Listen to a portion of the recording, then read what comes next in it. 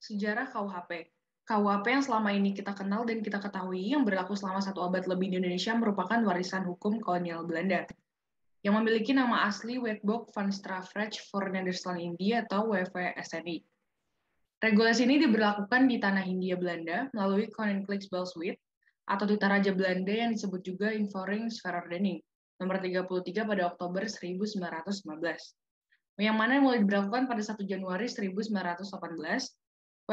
WVSNI merupakan produk hukuman turunan dari WVS Belanda yang dibuat pada 1881 dan diberlakukan di Belanda pada 1886.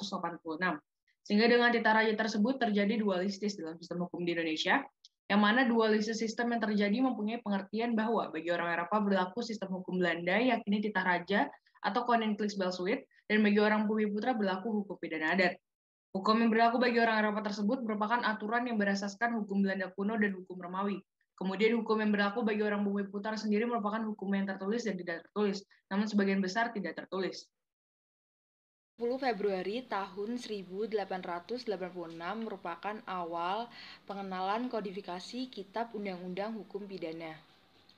Pemerintah Belanda berusaha menciptakan kodifikasi dan unifikasi dalam lapangan hukum pidana, dan akhirnya membuahkan hasil dengan diundangkannya Koninklijke Wetboek van Strafrecht voor Nederland-Indië dan dikoordinasikan dengan kode penal Prancis yang sedang berlaku di Belanda. Dualistik sistem yang terjadi akhirnya juga berakhir setelah ditetapkannya Koninklijke van Strafrecht voor Nederland-Indië sebagai hukum pidana di Hindia Belanda. Koninklijke van Strafrecht voor Nederland-Indië merupakan aturan pidana khusus bagi daerah jajahan yang dibentuk pada tahun 1913.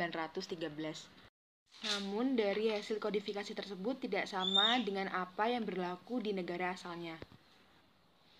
Karena pemerintah kolonial menerapkan asas konkordasi, yaitu adanya penyesuaian menurut kebutuhan dan keadaan tertentu. Terdapat pasal-pasal yang dihapus, guna menyesuaikan dengan kondisi dan misi kolonialisme. Akan tetapi, dasar-dasar dan asas-asasnya tetap sama, yakni dari masa liberal kapitalis. Kodifikasi yang dilakukan oleh Belanda ternyata tidak sepenuhnya didukung oleh orang-orang Belanda sendiri. Terlebih ada salah satu contoh tokoh yang menentang kodifikasi tersebut, yaitu Van Vollenhoven. Ia berpendapat apabila kodifikasi hanya sepihak yang melakukan, maka tatanan masyarakat akan hancur, karena tidak benar pemberian hukum Belanda kepada orang Bumiputra hanya akan memperkaya peradaban pribumi. Belanda hanya memberi ruang hukum adat apabila masyarakat benar-benar membutuhkannya.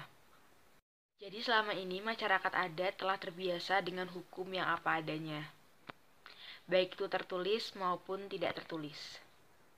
Selanjutnya, memasuki era penjajahan Jepang. Pemerintah Jepang di Indonesia tidak pernah mencabut berlakunya WVSNI. Meskipun demikian, pemerintah Jepang tak sesekali memberlakukan maklumat tentang ketentuan hukum pidana tertentu di Indonesia.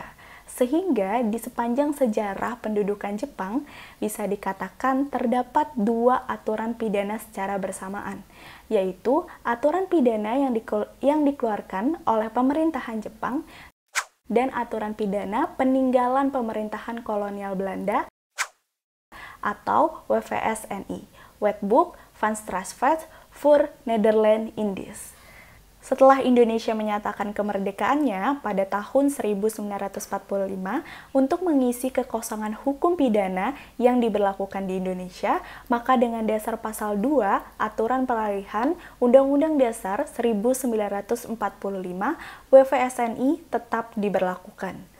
Pemberlakuan WVSNI menjadi hukum pidana Indonesia menggunakan Undang-Undang Nomor 1 Tahun 1946 tentang Peraturan Hukum Pidana Indonesia. Lalu dalam pasal 6 Undang-Undang Nomor 1 Tahun 1946 ini menyebutkan bahwa nama Wetboek van Strafrecht Voor Nederland-Indië diubah menjadi Wetboek van Strafrecht dan dapat disebut Kitab Undang-Undang Hukum Pidana atau biasa kita singkat dengan KUHP.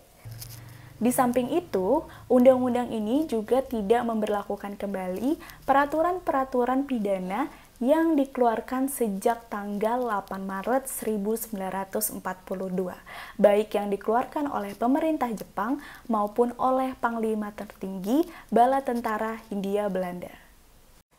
Tetapi, ditetapkannya KUHP sebagai hukum pidana Indonesia ini hanya berlaku di wilayah Jawa dan Madura. Hal ini sesuai dengan pasal 17 Undang-Undang Nomor 1 Tahun 1946 yang menyatakan bahwa undang-undang ini mulai berlaku buat Pulau Jawa dan Madura pada hari diumumkannya dan buat daerah lain pada hari yang akan ditetapkan oleh Presiden. Oleh karena itu, pemberlakuan Kitab Undang-Undang Hukum Pidana di seluruh wilayah Republik Indonesia baru dilakukan pada tanggal 20 September 1958 setelah diterbitkannya Undang-Undang Nomor 73 Tahun 1958 untuk menegaskan kembali berlakunya Undang-Undang Nomor 1 Tahun 1946 untuk seluruh wilayah Republik Indonesia.